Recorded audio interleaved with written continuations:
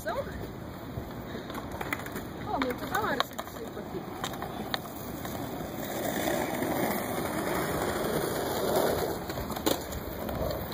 Vai? Vai?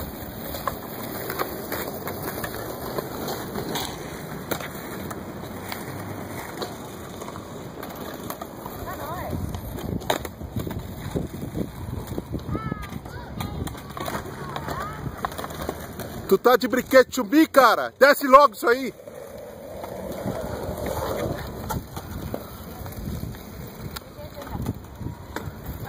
Red shoulders! Red shoulders!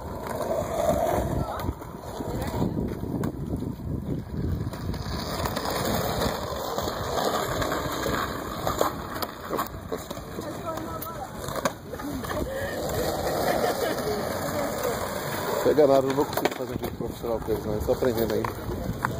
Quando é que você fala? Acho que tem coisa de uns 3 meses, mas assim, mais o condomínio deles, né?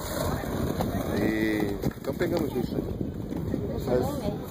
Mas eu não arriscaria assim, ó, sem o protetor, assim, principalmente de segurança. É, mas legal assim. Ah, mas é perigoso, né? Se você tomar um tombo, você já se rala muito. É. Meu afilhado veio, o meu afilhado foi andar e ele se ralou todo. Meu pai disse que vai comprar um capacete pra mim, aí tem. Não sei se ele vai comprar pra mim. É bom só pra não arriscar. E depois que aprendeu, você pode até ficar sem usar.